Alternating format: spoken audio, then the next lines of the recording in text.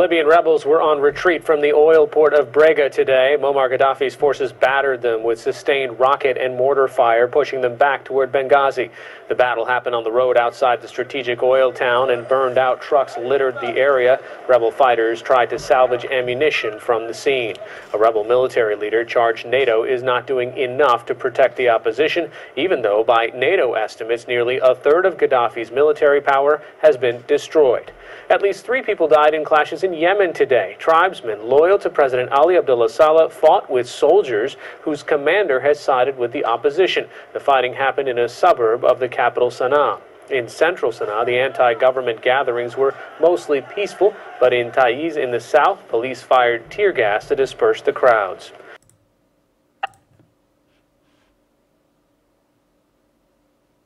Now, help for Libyan rebels from the CIA. President Oumama reportedly signing off on this. Sources say CIA operatives are on the ground in Libya and in contact with the opposition. And joining us to talk more about the CIA's possible role in Libya from Washington, former CIA counterterrorism analyst Michael Scheuer. Michael, thanks for being with us this morning. You're welcome. So there are reports out, again, that the CIA is on the ground in Libya, contacting and vetting the rebels. Is this setting the stage to arm them? I don't think there's any other possible reason for it. And the president clearly has sent the agency in to find out who he is supporting and to see what kind of material, human material, we would have to work with if we decided to, if the president decided to arm and train these people over the longer term. Yeah, and you're concerned about this prospect. You think it could become another Taliban situation for the U.S. What, in your mind, is the worst-case scenario here? Well, Libya has been very strong in sending young men or having its young men go overseas to fight in Islamic insurgencies in the Balkans, in Chechnya, Afghanistan, especially Iraq, when the height of the fighting was there. Those that don't get killed, of course, go home. And I think the core of the resistance, whatever little military ability they have, is probably made up by people elsewhere we would call Mujahedeen. And so it's a dicey proposition to be getting involved with this. I'm not sure that the opposition, if it takes power, is going to be much better than was Gaddafi. But that's why you need to have the CIA, I presume, in there vetting, as we said, who are these people, who are the elements that are funding them or supporting them, who are the politically the most palatable and the least palatable among them. The White House saying that no decision has been made. I have a question for you as a CIA veteran, I guess. I mean, the fact that we even know about this, is that unusual? I mean, should we just assume that the CIA in this sort of a situation would, of course, be in there on the ground? Well, you have to assume that the president wants the best information that he can get. And if he wants to have that information, he has to have somebody on the ground. And so, yes, I think you assume wherever there's trouble, you'll find the agency. The other point I would make here is that vetting the people who are in the opposition, of course, is you're only able to do that to the extent that they're willing to talk to you. I think the agency will find a lot of people who are pro-democracy and westernized happy to talk to them. The more Islamic-oriented people aren't going to talk to them because that would bring into question our air support for them. So this is a mission that's a very difficult one, and the chances of success are really probably not better than 50-50. What's the alternative if we don't arm the rebels and they're clearly outmanned and outgunned by Gaddafi's forces? What's the better solution here? The better solution was, as Mr. Paul said, never go at all. This was none of our business. But I think what we're seeing is the string is playing out. We threatened Gaddafi and that didn't work. There's an arms embargo and an economic embargo. That didn't work. There was a UN resolution and that didn't work. Aerial bombing has continued and has impact, but it hasn't defeated him. Now we're at the stage where we're going to try to apparently try to train and arm the resistance. That takes a long time. I don't know if we have that time against Gaddafi. What we're seeing is the president putting himself into a corner where his only option is ground troops. But that's something that is not.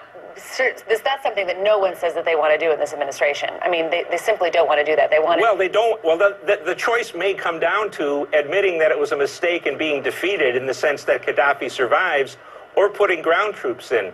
Nations are a lot like people. They don't like admitting to mistakes. And maybe they don't want to put them in, but when it comes down to looking defeat in the face, I wonder. You know, you led CC. Our source for this is a rebel fighter who says he's undergone the training himself. We won't name him, and he didn't want to go on camera, but he offered us a description of what he said was a secret facility in eastern Libya, where he said the better Libyan fighters were being offered specialized training by American and Egyptian special forces.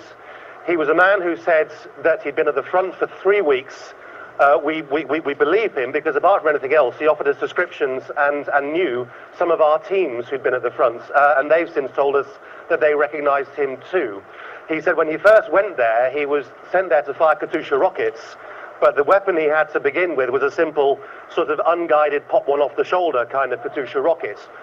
He also said that on Thursday nights, 2 nights ago, a new shipment of state-of-the-art Katyusha rockets had been sent into eastern Libya from Egypt. He didn't say the rockets were sourced from Egypt, but that was their route through.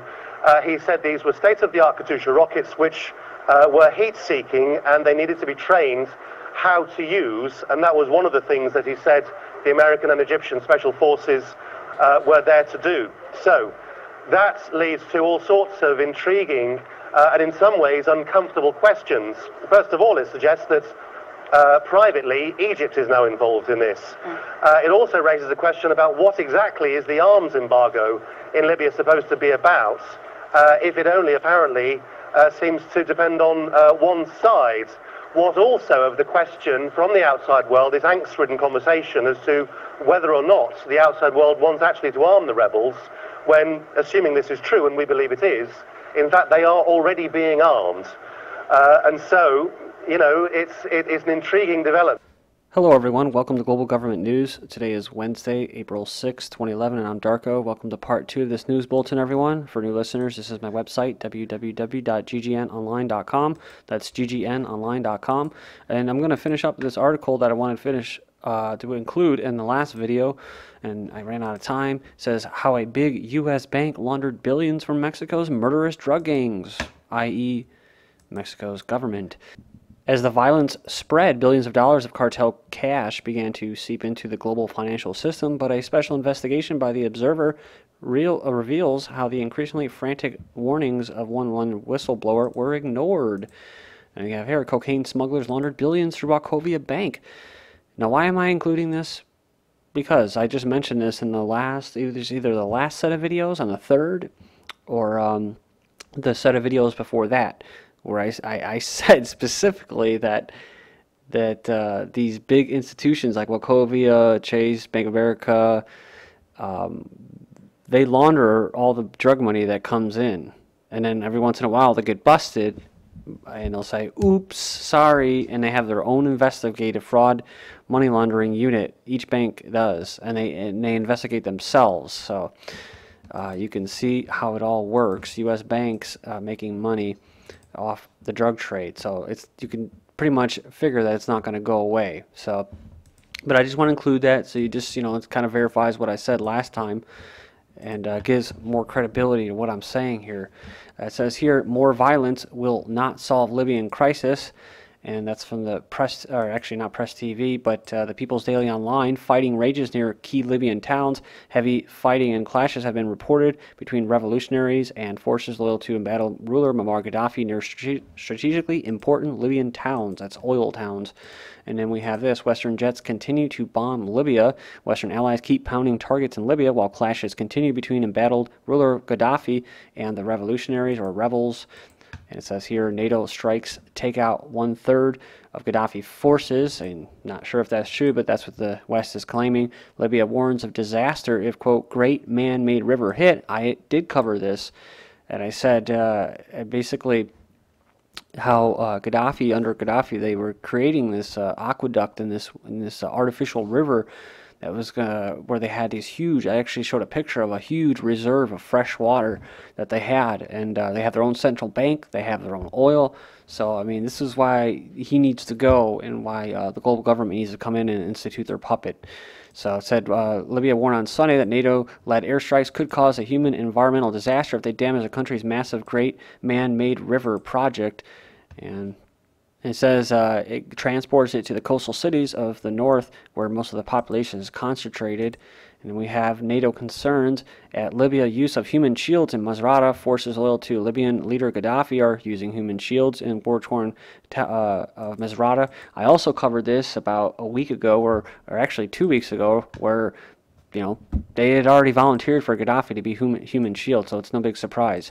Gaddafi in letter asked Oumama to end airstrikes, and then you can go in here and read the actual article, or not the article, but the actual letter from Gaddafi. So you check that out. Links will be posted. Ex-Mujahedeen help Libyan rebels, says 2 former Afghan Mujahedeen and 6-year detainees at Guantanamo Bay have stepped to the fore at the city's military campaign, training new recruits for the front and to protect the city from infiltrators loyal to Gaddafi. Then we have CIA bolstering presence in Libya, Algeria says. And then we have from Press TV, who supplies Gaddafi with Israeli arms, says well-connected Washington firm aids Libyan rebels. The Harbor Group, a small but well-connected Washington public relations firm, is helping Libya's most prominent rebel organization to raise its profile among journalists and politicians in the U.S. Capitol. Then we have Western military advisors become visible in Benghazi.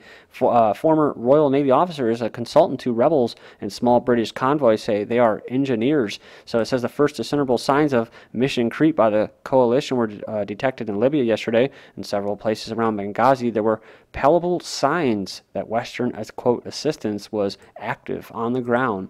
Now we have immigrant boat capsizes off Italy, 250 missing. Boat carrying as many as 300 migrants from Libya capsized in the rough seas off the Italian coast early Wednesday, leaving 250 people unaccounted for. And that's right, they're going to have a big problem up there in Greece and Italy and that with a mass influx of immigrants. It says Ivory Coast defiant strongman denies he's stepping down. And it was out in the news today that Gbagbo was surrendering, which he wasn't. So it's a little bit of disinfo that was going on there, just like they said Gaddafi had fled to Venezuela like a month ago. Attack on Gbagbo bunker in Ivory Coast repelled.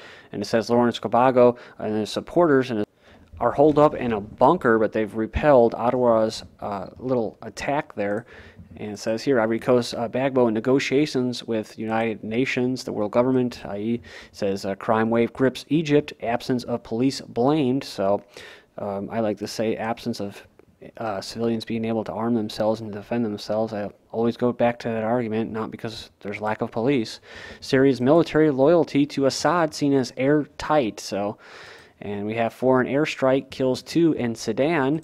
And then this, Sudan accuses Israel over Port Sudan airstrike. Sudan has accused Israel of carrying out an airstrike that killed 2 people in a car near the port city of Sudan on Tuesday. Hamas assassination in Sudan. Sudan has accused Israel of carrying out missile attacks on a car in Port Sudan that killed 2 men, according to Haaretz. The attack targeted a Hamas arms dealer. Sudanese Foreign Minister Ali Kardi said one of the 2 men killed had no ties to the terrorist organization. Mr. Karti is convinced that it was an Israeli attack. And just finishing up here, officials claim that Israel's attack was an attempt to undermine Sudanese attempts to get off America's list of state-sponsored terrorism.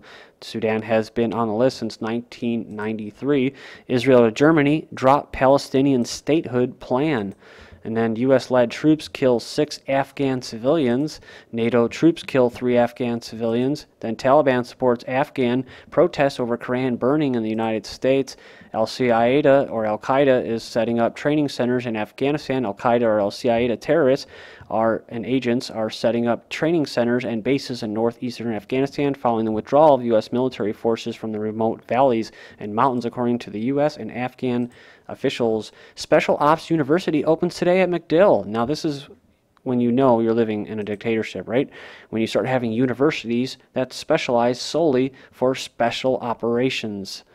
And it says here, if you want to enroll in the Joint Special Operations University, which officially opens today with a ceremony, you better be a member of the world's most elite military units or a security decision maker. The university is aimed at teaching tactics and strategy in a world where the enemy is often no longer a standing army. They're lone wolves. They're people pissed off at global government and tyranny, says the University of President Brian Maher. Quote, we don't teach them what to think, we teach them how to think. Iran, West after manipulating revolts. U.S. orders media silence over Bahrain, and Iran clerics slam massacre in Bahrain. And you can join me in part 3. This is GGN, and I'm Darko. Thank you.